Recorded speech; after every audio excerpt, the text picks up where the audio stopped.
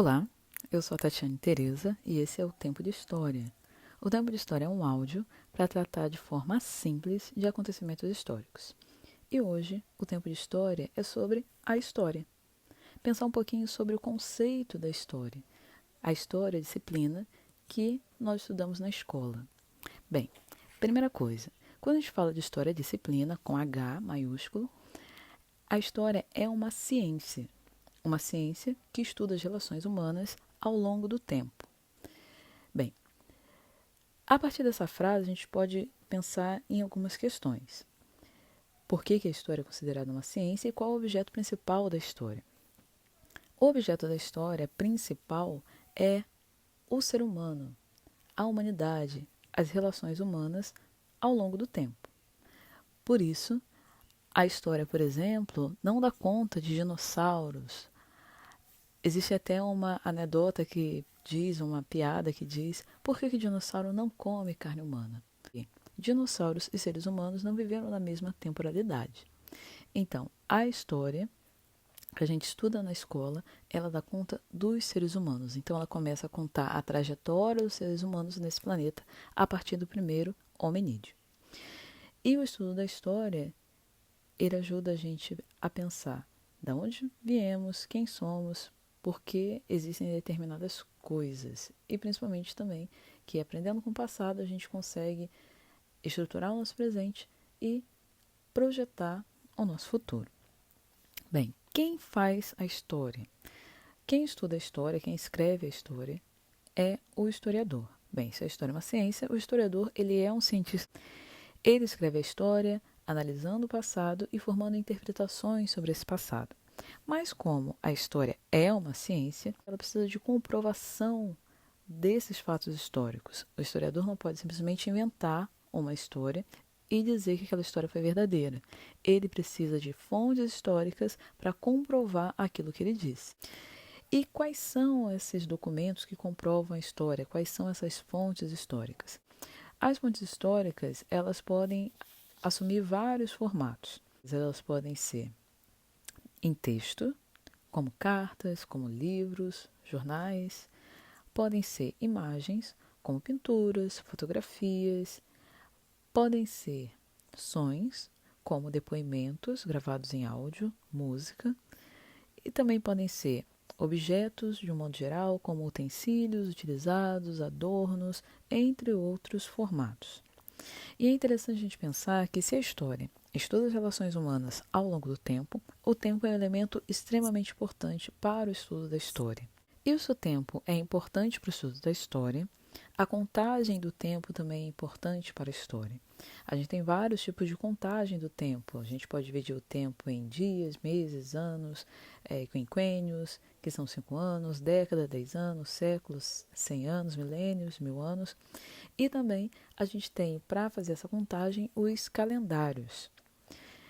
Pois bem, existem vários tipos de calendário. Você já deve ter ouvido falar em calendário maia, em calendário chinês, em calendário judeu, mas o calendário mais utilizado pela história é o calendário cristão, que tem como marco inicial o nascimento de Jesus Cristo. Então, todos os anos que vêm depois do nascimento de Cristo são contados de forma crescente.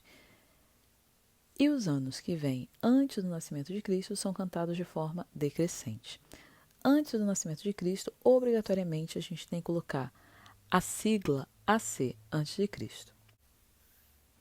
Em relação ao estudo da história, também é interessante a gente analisar como que a história é dividida. Bem, uma das divisões mais utilizadas pelos historiadores é a divisão em 5 idades. E cada uma dessas idades, elas se iniciam e terminam com um marco histórico. Um marco histórico é uma data muito importante que muitas vezes ela fecha um ciclo no sentido de demarcar uma grande transformação, como se fosse um divisor de águas, o que veio antes daquela data e o que veio depois daquela data.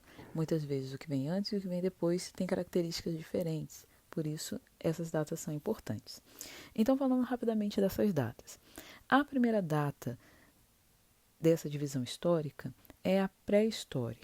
Quando que começa a pré-história e quando que termina a pré-história? Antes de tudo, pré-história é um termo um tanto quanto equivocado, que durante muito tempo, pelo menos até o século XIX, se acreditava que não dava para fazer história sem escrita. Hoje em dia a gente sabe que esse tipo de pensamento é um pensamento completamente equivocado, especialmente porque a gente tem a ajuda de outras ciências, como a paleontologia, a arqueologia, que ajuda o historiador a escrever a história de povos sem escrita. Então, muitos historiadores até preferem utilizar esse termo. É o período de povos sem escrita. Pois bem, a pré-história, ela começa por volta de 100 mil anos antes de Cristo, e ela começa a ser contada a partir do surgimento do primeiro hominídeo, principalmente do Homo sapiens, que é a espécie nossa do homem moderno. A pré-história, então, começa do surgimento do Homo sapiens e termina no surgimento da escrita. A partir do surgimento da escrita começa a Idade Antiga, que vai de mais ou menos 4 mil anos antes de Cristo, quando a escrita surge, até o ano 476, no século V, que é o marco da queda do Império Romano do Ocidente. A partir daí começa a Idade Média, ou Idade Medieval, que vai de 476 até 1453, já no século XV, e essa data marca a tomada de Constantinopla pelos turcos. Em seguida, temos a Idade Moderna, que começa em 1453 e vai até 1789, já no século XVIII. E essa data marca o início da Revolução Francesa. Começa a Idade Contemporânea, que é a nossa idade, ainda vivemos a Idade Contemporânea. Por que essa Idade Contemporânea ainda não se fechou? Ela já dura desde 1789, quando a Revolução Francesa se iniciou. Porque até agora nós não temos nenhum grande acontecimento que marque uma grande mudança de mentalidade, uma grande mudança de organização social. Então ainda somos herdeiros daquilo que a Revolução Francesa inaugurou. Bem, eu vou ficando por aqui. Eu sou a Tatiane Tereza. Esse foi o Tempo de História. E se você tiver interesse, ouça os outros áudios, tanto sobre História do Brasil, quanto sobre História Geral.